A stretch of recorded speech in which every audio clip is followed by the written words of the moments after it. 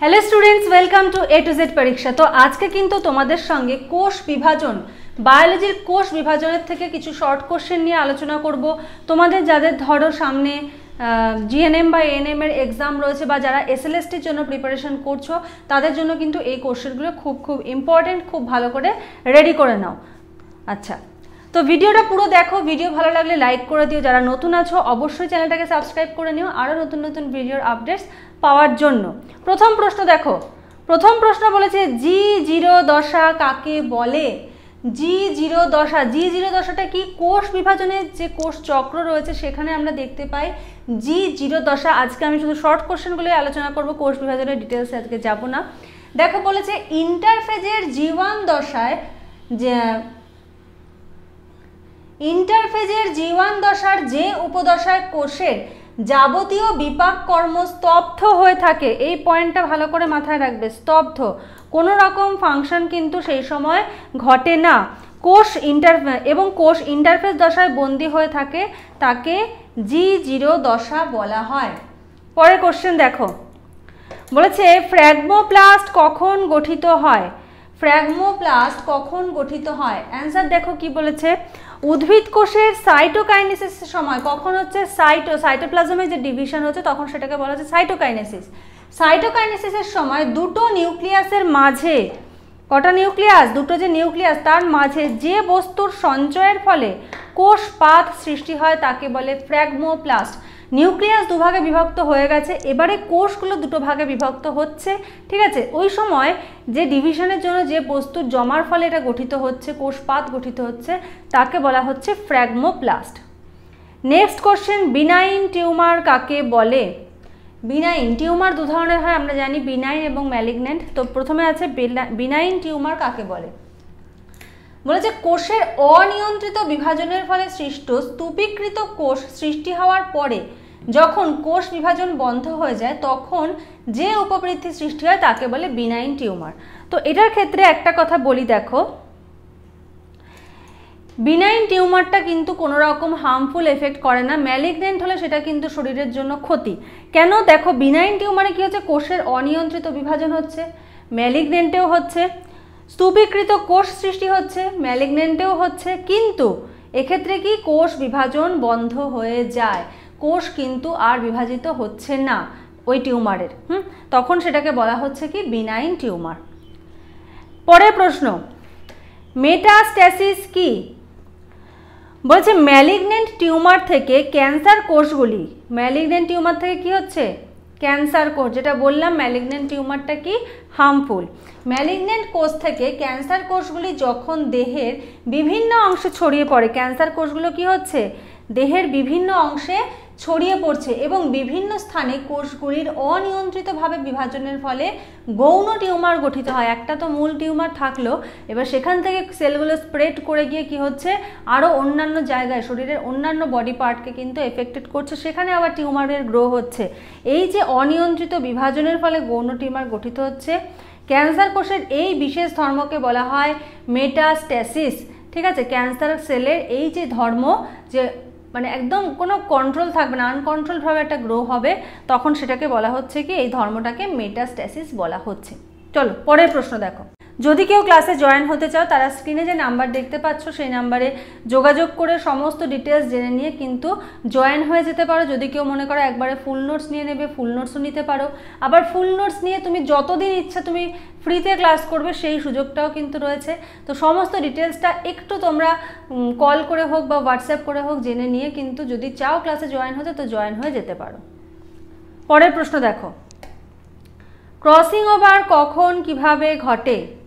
Crossing over দেখো কখন হচ্ছে, এই প্রত্যেকটা কোশ্চেন থেকে কিন্তু তোমরা আবার শর্ট কোশ্চেন পাবে, ঠিক আছে। দেখো কি বলেছে, প্রথম মিয়োসিস বিভাজনের প্রোফেজ দশা ও প্যাকাইটিন উপদশা। কোন কোন দশা? প্রোফেজ দশা এবং প্যাকাইটিন উপদশায় ক্রসিং ওভার ঘটে। কখন কোন কোন দশায় ঘটে? একটা হলো প্রোফেজ দশা, আর প্যাকাইটিন উপদশায় কি হচ্ছে, ক্রসিং ওভার ঘটছে। ক্রসিং ওভারের সময় সমসংস্থ ক্রোমোজোমের দুটি নন সিস্টার ক্রোমাটিডের মধ্যে খণ্ড বিনিময় ঘটে। এই জিনিসটা আমি অনেকবার বহুবার ছবি দিয়ে একদম বুঝিয়ে দিয়েছি। ঠিক আছে, দুটো ধরো এরকম রয়েছে ক্রোমাটিডগুলো,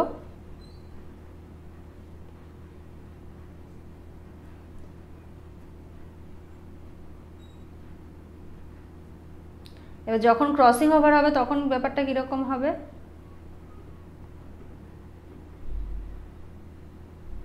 এরকম হবে। ঠিক আছে, আচ্ছা, খণ্ড বিনিময় ঘটে